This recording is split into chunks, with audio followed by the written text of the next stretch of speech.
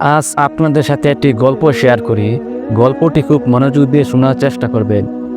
একবার একটি বাজারে 5 জন কলা ব্যবসায়ী ছিল।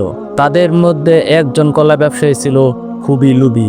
সে একদিন ভাবতে লাগলো, আমার দোকানে কলাগুলা যদি আমি সুলাইয়া ঝুলিয়ে রাখি তাহলে হয়তো সবচেয়ে বেশি কাস্টমার আমার দোকানে আসবে। যেই বাবা সেই কাজ। তারপরের দিন সেই লোভী কলা ব্যবসায়ী তার দোকানের সমস্ত কলা ঝুলিয়ে রাখলেন এবং সে সত্যি সত্যি দেখতে পেল অন্য দিনের তুলনায় আজকে তার দোকানে সবচেয়ে বেশি কাস্টমার। কিন্তু অবাক করা বিষয়, সবাই শুধু তার কলাগুলো দেখতেই লাগলো, কেউ একটি কলাও কিনতে চাইলো না। লোকটি তখন হতাশ হয়ে ভাবতে লাগলো, কিরে, আমার দোকানে আজকে এত কাস্টমার কিন্তু কেউ একটা কলাও কিনতেছে না। এইভাবে সময় ঘনিয়ে সন্ধ্যা হতে লাগলো আর এদিকে আস্তে আস্তে কলাগুলো নরম হতে শুরু করলো। একটা সময় পর সবগুলো কলাই পচে গেল। লোকটি তখন আফসোস করতে করতে সবগুলো পচা কলা একটা টুকলিতে নিল।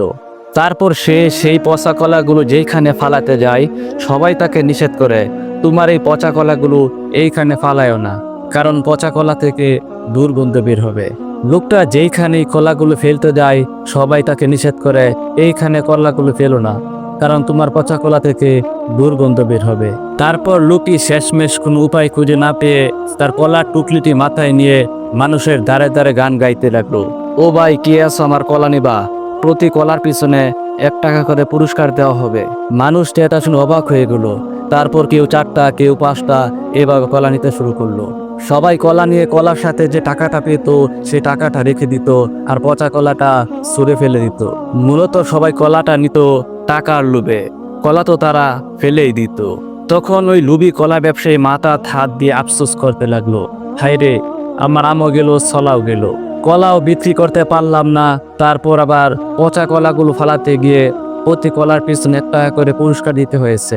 এই গল্পটা আপনাদের সামনে এজন্যই তুলে ধরলাম, বর্তমান সমাজে কিছু মা বাবা ঠিক ওই লোভী কলা ব্যবসায়ীর মতন হয়ে গেছে।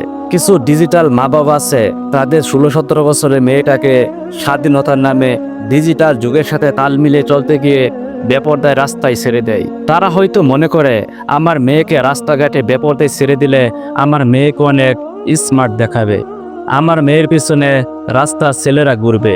আসলে কিন্তু ওসব মেয়েদের পিছনে রাস্তার ছেলেরা ঘুরে, কিন্তু কেউই ওসব মেয়েদের বিয়ে করতে চায় না।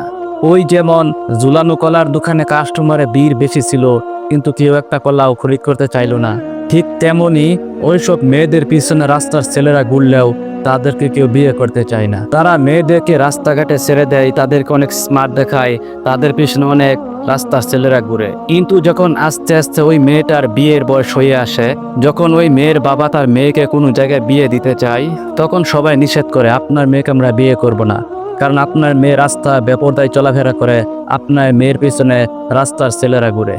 এইভাবে মেয়ের বাবা যখন সবার কাছে প্রস্তাব নিয়ে যায় আর সবাই যখন তাকে রিজেক্ট করে, তখন ওই মেয়ের বাবা ওই কলা ব্যবসায়ীর মতন গান গাইতে শুরু করে। কলা ব্যবসায়ী যেমন গান গাইছিল, কে আছো আমার কলা নিবা, আমার কলার পিছনে 1 টাকা করে পুরস্কার দেব, ঠিক তেমনি তখন মেয়ের বাবাও গান গাইতে শুরু করে, কোন যুবক আছো আমার মেয়েকে বিয়ে করবা, আমার মেয়ের সাথে পাবা হুন্ডা পুরস্কার, ফ্রিজ পুরস্কার। তখন কিছু যুবকেরা রাজি হয় ওই মেয়েটাকে বিয়ে করার জন্য, তবে মেয়ে দেখে নয়, মেয়ের সাথে হুন্ডা আর ফ্রিজ দেখে।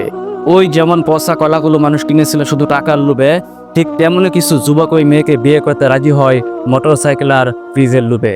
এই জন্য প্রত্যেকটা মা বাবাকে বলি, আপনার আদরের মেয়েকে পর্দায় রাখার চেষ্টা করুন। হয়তো বেপর্দায় চললে আপনার মেয়েকে স্মার্ট দেখাবে, কিন্তু একটা সময় পর আপনাকে আফসোস করতে হবে, ঠিক ওই কলা ব্যবসায়ীর মতো। আমার ইসলাম প্রিয় বন্ধুকেও বলি, দয়া করে পর্দায় থাকার চেষ্টা করবে। পর্দা কখন নারীদের স্বাধীনতার সম্মান নষ্ট করে না, বরঞ্চ পর্দা মেয়েদের সম্মান বাড়িয়ে দেয়। আশা করি সকলেই বুঝতে পেরেছেন। ধন্যবাদ।